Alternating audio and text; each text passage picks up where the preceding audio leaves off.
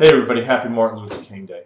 Thanks for listening, watching, and thank you also, before I make my comments about the day, I want to thank everyone for participating in our January 7th Money Bomb, which was a great success. We set a goal of $20,000. We raised almost $22,000 by 468 generous souls. Thank you all so much.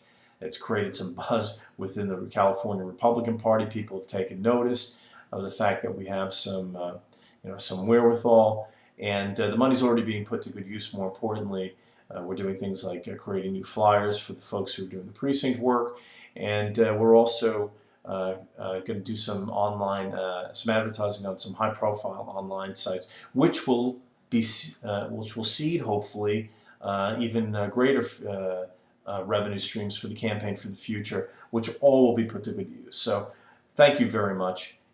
This is a great fight worth fighting, and that ties into what I was thinking about with Martin Luther King. You know, Martin Luther King was in a fight that was worth fighting. The civil rights movement was a fight for liberty, not in many ways unlike our own. It maybe was a little more, didn't quite have the breadth of scope of our campaign, but it was about the very same things, about fighting oppression, tyranny, for a particular group of people. And I think in many ways their sacrifice and their courage was even far greater than our own. Think about the things that the folks who were in that movement had to endure, not including the loss of life.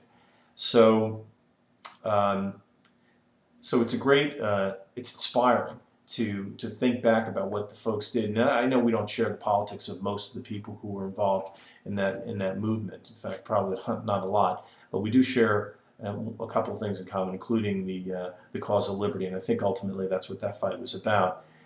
Another parallel that I find interesting, and I think something that we should recognize and come to accept, is that the changes that the civil rights movement were fighting for didn't happen overnight. We're living in a much better world today because of the great courage and sacrifices, but keep in mind it was quite some time ago.